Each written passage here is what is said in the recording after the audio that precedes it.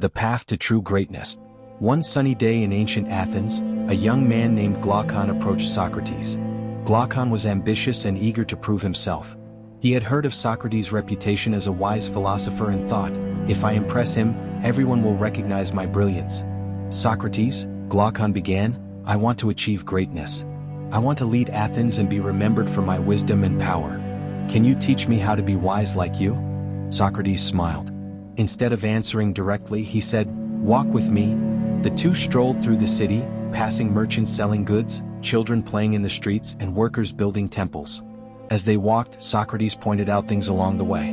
Do you see that potter shaping clay? What do you think makes him skilled at his craft? Glaucon thought for a moment. Practice, I suppose. He has spent years perfecting his technique. Exactly, Socrates said. And do you see that farmer tilling the land? What makes him good at what he does? Experience and knowledge of the seasons, Glaucon replied confidently. Socrates nodded. Now tell me, Glaucon, what makes a good leader? Glaucon paused. He hadn't expected the question. Well, someone who is strong, intelligent, and respected, I guess. Socrates smiled knowingly. And how does one become strong, intelligent, and respected? Glaucon was silent. He realized he didn't have a clear answer. Socrates continued, you see, greatness doesn't come from simply wanting it. It requires the humility to learn, the patience to grow, and the wisdom to recognize what you don't yet know. They arrived at a quiet spot by a stream. Socrates bent down and cupped some water in his hands.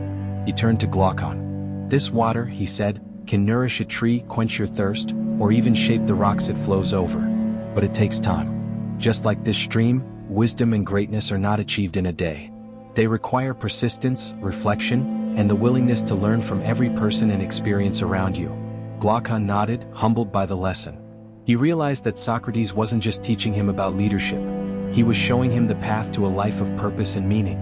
From that day on, Glaucon followed Socrates, learning not just through words but through observation and self-reflection. This story reminds us that greatness isn't something we are born with. It's something we cultivate through hard work, humility, and a genuine desire to grow. Socrates' wisdom teaches us that the journey of learning is as important as the destination. The humble student. One day in the ancient kingdom of Lu, a young scholar approached Confucius, the great teacher and philosopher. The scholar was known for his sharp mind and pride in his knowledge, and he came to test Confucius with a question. Master, the scholar began confidently, what is the most important virtue a person can have? Surely it must be knowledge, for it allows one to solve problems and lead others. Confucius looked at the young man with a gentle smile and said, walk with me. The two began to stroll through the countryside. As they walked, Confucius pointed to a large bamboo grove swaying gracefully in the wind. Do you see these bamboo stalks? He asked. Yes, master, the scholar replied. What do you notice about them? The scholar observed carefully. They are tall and strong, yet they bend with the wind. Confucius nodded. Indeed. They are tall, but they do not resist the wind. They bend to its will. This is how they survive storms and stand for years. Now look at the old oak tree over there. The scholar turned to see a massive oak, its branches thick and unyielding. The oak is strong, Confucius said, but it does not bend. When the storm comes, it may break. The scholar furrowed his brow, unsure of what Confucius meant. Just like the bamboo, Confucius continued, a truly wise person must be humble and flexible. Knowledge is important, but it is humility that allows us to learn and grow.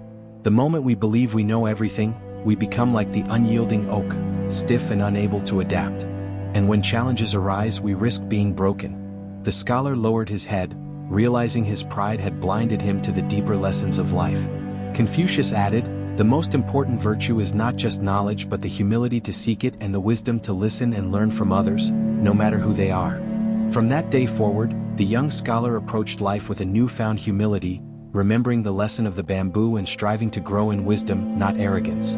This story teaches us that humility is the foundation of wisdom. Like the bamboo, we must remain grounded yet flexible, always open to learning from the world around us. The conversion of King Ashoka. King Ashoka was once a powerful and feared ruler of the Maurya Empire.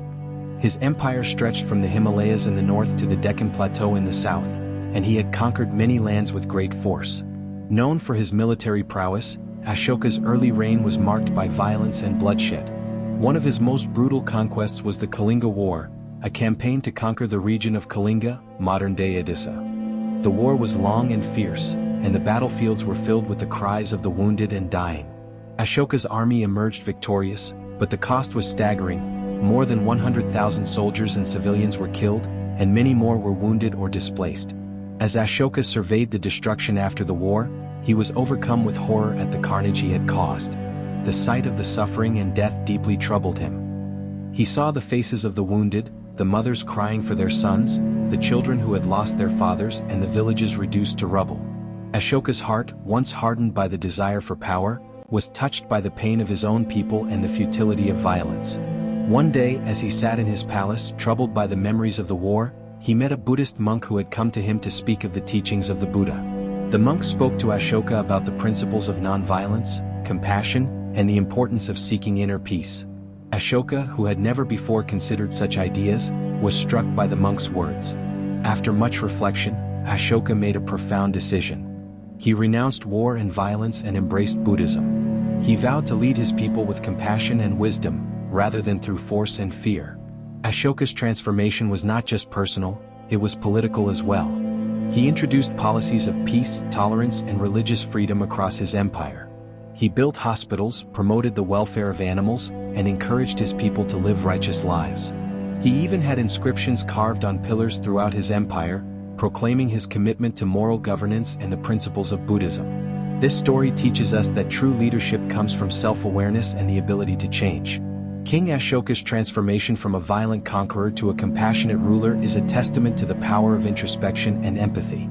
His reign after the Kalinga War shows that a wise leader is one who listens to the suffering of others and seeks to bring about positive change. Ashoka's story reminds us that no matter how far we may stray from our ideals, it is never too late to change, embrace peace, and work towards the welfare of all.